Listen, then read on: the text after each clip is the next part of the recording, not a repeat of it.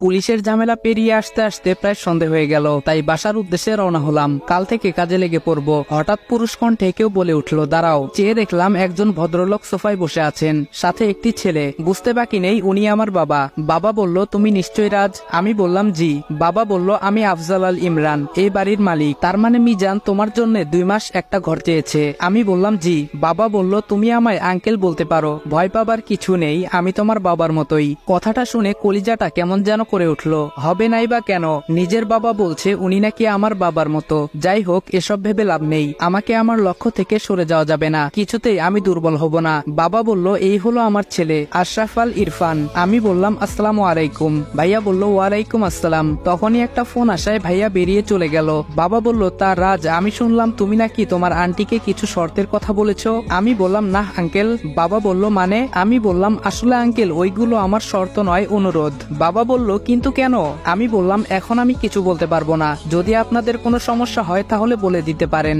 বাবা বলল, ওকে, শান্ত হও। মিজান আমার কাছে রিকোয়েস্ট করেছে, তা তো আমি ফেলতে পারি না, তাই তুমি এইখানে নিজের বাড়ির মতো থাকতে পারো। আমি বললাম, ধন্যবাদ। এই বলেই চলে এলাম, কারণ তাদের সামনে দাঁড়িয়ে আমার মিথ্যা বলতে ভালো লাগছে না মোটেও। নিজের ল্যাপটপটা অন করে কিছু মেল দেখতে লাগলাম। এর মধ্যে কে যেন বাইরে থেকে দরজায় নক করছে। শুনে ঘাবড়ে গেলাম, কারণ কার্ডটা আর কিছু সরঞ্জাম এখনো রুমে এলোমেলো হয়ে আছে। তাড়াতাড়ি এইগুলো গুছিয়ে জিজ্ঞেস করলাম, বাহিরে কে? আরু বলল, ভাইয়া আমি। বুঝতে পারলাম আমার কলিজার বোন, কিন্তু এত কাছে থেকেও তাকে আদর করতে পারছি না। জড়িয়ে ধরে কান্না করতে ইচ্ছে হচ্ছে, তাও পারছি না। আরু বলল, ভাইয়া। ওর ডাকে ঘোর কাটলো। আমি দরজা খুলে দেখি আরু কোমরে হাত দিয়ে দাঁড়িয়ে আছে। আরু বলল, কি করেন রুমের ভেতরে? কখন থেকে ডাকছি? আমি বললাম, তুমি নিশ্চয় জানো আগামী 2 মাস এই রুমটা আমার, আর এইখানে কারো প্রবেশ নিষেধ। আরু বলল, জানি বলেই এসেছি। এই রুমে আমার কিছু জিনিসপত্র আছে, ওগুলো নেব।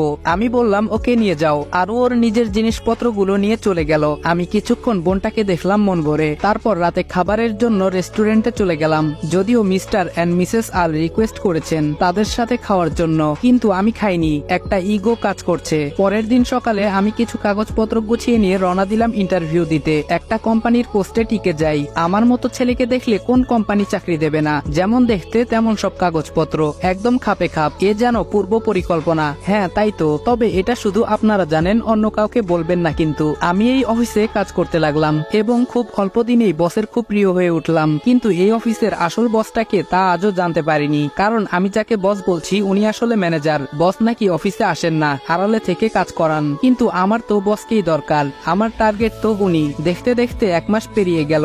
আমি আমার মিশন অনুযায়ী কাজ করতে লাগলাম। মিশনটা অনেক জটিল, যেটার ফুল ডিটেলস গল্পে দিতে গেলে গল্পই এলোপাথারি হয়ে যাবে। এই 1 মাসে আমি অনেক তথ্য ইনফরমেশন বের করেছি, যেগুলো আমার মিশনে কাজে লাগে, কিন্তু কোনোভাবে অফিসের বসের কাছে পৌঁছতে পারিনি। এমনকি জানতে পর্যন্ত পারিনি বসের নামটা কি। যিনি আমার বস অর্থাৎ ম্যানেজার, উনি নিজেও নাকি বসকে চিনে না। কি মুশকিল বলুন তো। আজ অফিস থেকে বাড়ি ফিরে দেখি বাড়ি ভর্তি মেহমান বসে আছে। বাবা মা ভাইয়া ওনাদের সাথে কথা বলছে, আপ্যায়ন করছে। মেহমানদের মধ্যে একজন পুরুষ আর একজন মহিলা, আর আমার বয়সী একটা সুদর্শন ছেলে বসে আছে। দেখে বোঝাই যাচ্ছে বিয়ের সম্বন্ধ নিয়ে কথা চলছে। তারপরই আমার মনে হলো, আরে আমার বোনের বিয়ের কথা হচ্ছে মনে হয়, এজন্যই ওনারা এসেছেন। তাই পাশ কাটিয়ে উপরে চলে যাচ্ছিলাম, পেছন থেকে এক ভদ্রলোক বলে উঠলেন, মিস্টার আল, এই ছেলেটাকে তো চিনলাম না। বাবা আমাকে কাছে ডাকলেন। বাবা বললেন, রাজ, এদিকে আসো। এই হলো রাজ, আমাদের বাড়িতে 2 মাসের জন্য ওর একটা কাজে এসেছে। ভদ্রলোক বলল, ও আচ্ছা। আমি ওনাদের সাথে কৌশল বিনিময় করে চলে আসছি। সিঁড়ি দিয়ে উঠতে যাব, এমন সময় দেখতে পেলাম যেন আসমান থেকে কোনো পরী নেমে আসছে আমার রাজকন্যা বোনটার সাথে, আর অন্য পাশে ভাবি। কিছুক্ষণ তাকিয়ে থেকে রুমে চলে এলাম, আর বসে বসে ভাবছি, মানুষ তো এসেছে আমার বোনের হবু শ্বশুর বাড়ি থেকে, তাহলে ওর এইভাবে সাজার কি আছে?